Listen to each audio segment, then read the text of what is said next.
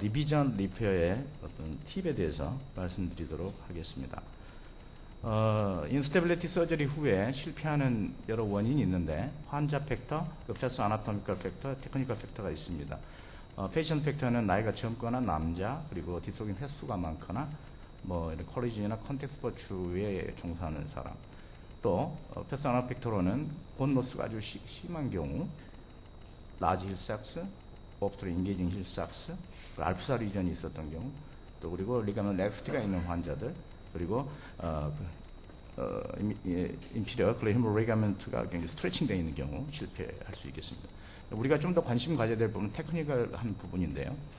캡슐 라브럴 컴플렉스 아까 노키토 교수님께서 말씀해 주셨지만 그 중에서 모빌라이제이션을 충분히 6시까지 해서 텐저닝을 줘야 되는데 그게 좀 안 됐을 때 이제 앵커 쪽이 굉장히 많은 이야기들이 나오는데요. 타입 오브 앵커에서 너타임과 너틀리스 중에서 너틀리스가 별로 좋지가 않더라라는 이야기가 있고요.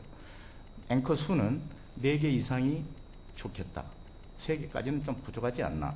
그리고 또 마찬가지 시스템 리뷰에서도 보시는 것처럼 35%, 20%, 18.9%가 다 3개까지입니다. 하지만 4개 이상에서 10%로 유의 있게 4개 이상 쓰는 게 좋겠다라는 내용이 있습니다. 앵커의 위치도 보면 5시 포지션에서 그 위로, 즉 4시 반이나 4시 정도에 놓게 되면 이게 충분히 인피리어 캡슐이나 인피리어 글레노 리가멘트를 텐저닝 주기가 용이치가 않더라. 결국 우리가 5시 포탈을 뚫으라고 하면서까지 왜 5시 쪽까지 이렇게 앵커를 플레이스먼트 시키려고 하는 것이 왜 중요한지 이야기가 되고요. 또 한 가지 보알로우 선생님은 보시는 것처럼 이렇게 이 온투 글레노이드 마진 쪽에 아티큘라 마진 쪽에 앵커를 박아야 되는데 이게 미디얼 쪽으로 가게 되면 이렇게 범프가 제대로 안 생기죠. 이렇게 되면 어떻게 보면 아야트로제닉 알프사 리전처럼 미디얼로 이렇게 레브룸이 가버리면 결국 충분한 이 컨캡트 컴프레션의 어떤 그 글레노이드의 이펙트를 갖지 못한다. 그래서 이런 그 앵커의 플레이스먼트가 나옵니다. 테크니컬한 부분에서는 앵커하고 관련된 게 많았습니다.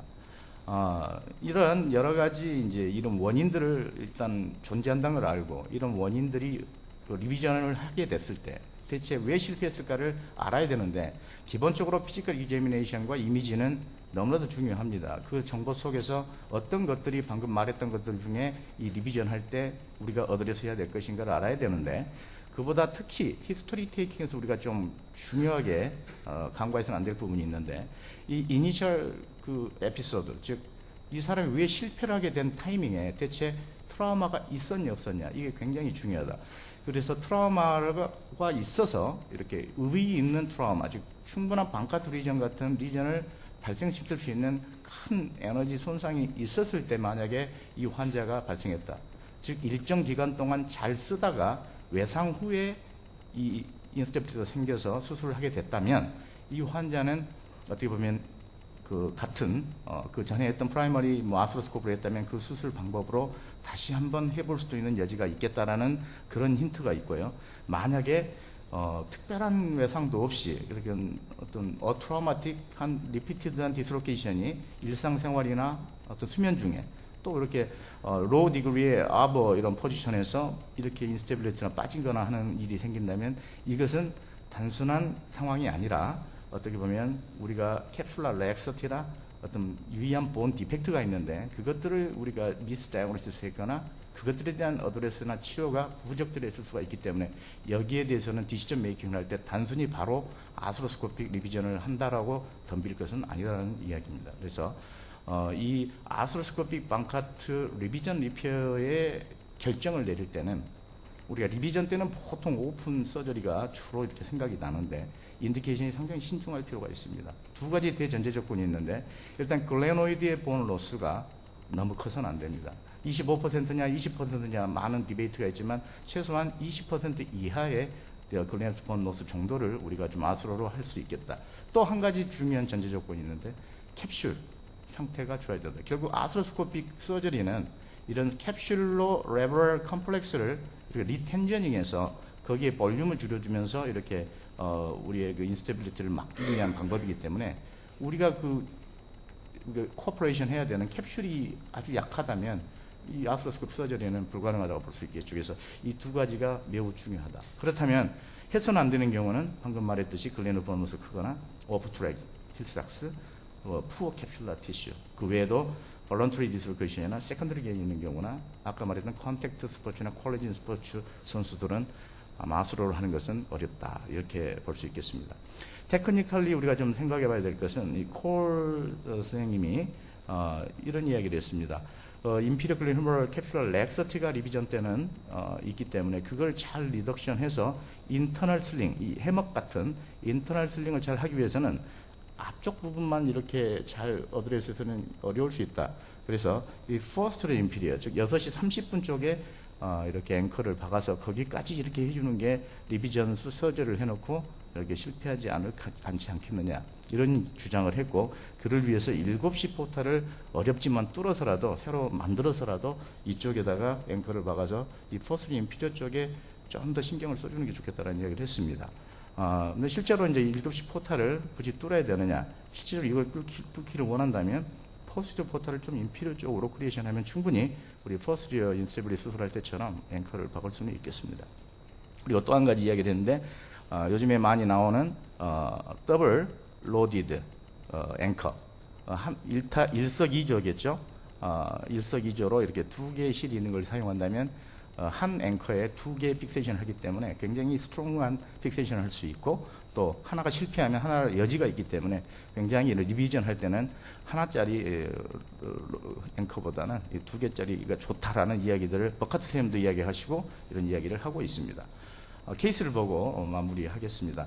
20세 남자였고요. 3년 동안 디스로케이션 있었고 10번 빠졌었습니다. 엑스레이상 큰 것은 없습니다. 하지만 CT상에서 이렇게 스몰 오세오스 방카트 리전이 있었고, 보시면 이게 지금 알프사 리전이죠. 레브럼이 미디얼로 이렇게 리피티드 디스로케이션에서 미디얼로 쑥 들어가야 되는데 처박혀 있는 거죠. 알프사 리전을 갖고 있는 환자입니다. 그래서 알프사 리전과 올드 스몰 오세오스 방카트 리전을 가진 엔트리어 인스테빌리티에 대해서 아스로스코픽 방카트 리페어를 했습니다. 본 리전이 크지 않기 때문에 잘 모빌라이제이션 해서 앵커 4개를 박아서 수술을 잘 했었습니다. 이 환자 7년 동안 큰 문제 없이 잘 살았는데 7년 8로 때 와가지고 불안하다고 합니다. 서브룩세이션이 있는 것 같고 뭔가 빠지는 듯하는 것이 8개월 전부터 있었다 해서 히스토리 테이킹을 잘 했죠. 했더니 9개월 전에 농구하다가 이 아브 포지션에서 넘어지면서 심하게 이쪽 어깨에 손상을 당하고, 그로부터 지금 뭔가 문제가 발생했다는 이야기를 합니다. 엑스레이를 체크해 봤더니 크게 뭐 변화는 없고요. CT상에서도 예전에 그 박았던 앵커 위치, 뭐 힐삭스도 큰 변화는 없습니다. 이 경우에 피지컬 상에서는 썰커스도 없고 포스티어 인스테빌리티를 시사하는 소견은 없습니다. 하지만 어프렌전과 리로케이션이 있어서 인스테빌리티, 즉 전방 불안정성은 재발했다, 즉 페일러 했다라고 판단을 했습니다. 그래서 MRI를 보시면 그 전에는 알프사였는데 알프사는 아니죠. 조금 엔티리어 라브로 리가멘트 컴플렉스가 어벌전된 형태고, 아버뷰상에서 엔티리어 쪽이 조금 이렇게 손상된 것을 볼 수가 있습니다. 그리고 이 힐삭스가 원트랙에 잠재있는 것을 아버뷰상에서 볼 수가 있죠.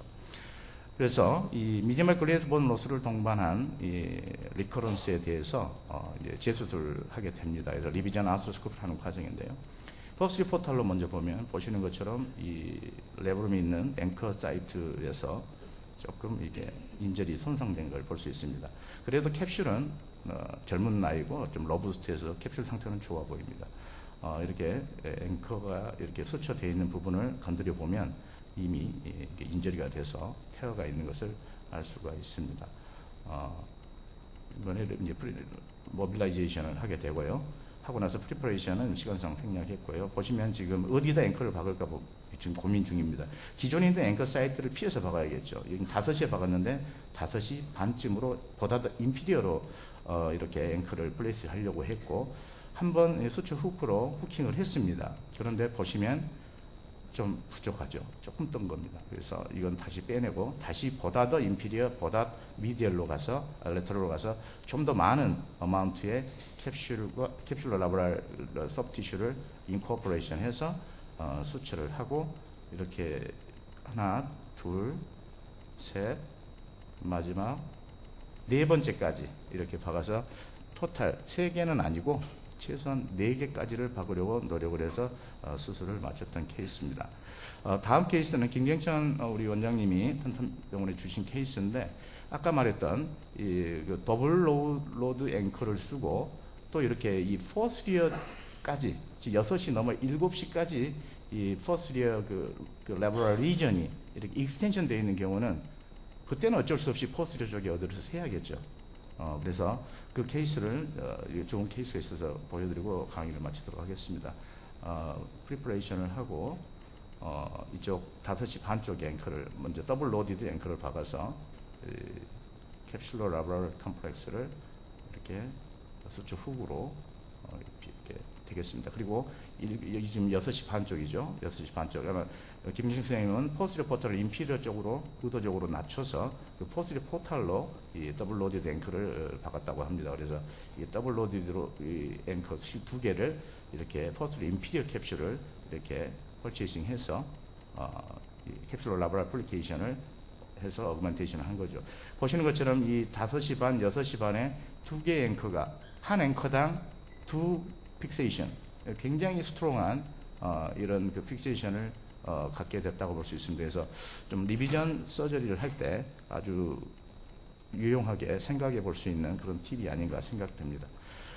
결국 요약하자면 아스로스코픽 방카트 리비전 리페어를 할 때 우리가 테크니컬리 고려해 볼 것들은 앵커는 너틀리스보다는 좋겠고 더블 로디드 앵커가 상당히 많은 장점을 줄 수 있겠다. 앵커의 수는 3개는 조금 부족하고 4개 이상을 박는 게 좋겠다. 그리고 앵커의 프레스는 결국 5시 이하까지 가야 되고 만약에 리전이 포스리어까지 익스텐션 돼 있거나 혹시 포스리어 인스테빌리티가 이게 리비전 할 때 피지컬 상이나 이런 상태에서 발견이 된다면 반드시 포스리어 인피리어 쪽에 캡슐러 라브럴 애플리케이션까지 고려를 해줘야 실패율을 최대한 줄일 수 있지 않겠느냐 생각이 됩니다. 경청해 주셔서 감사합니다.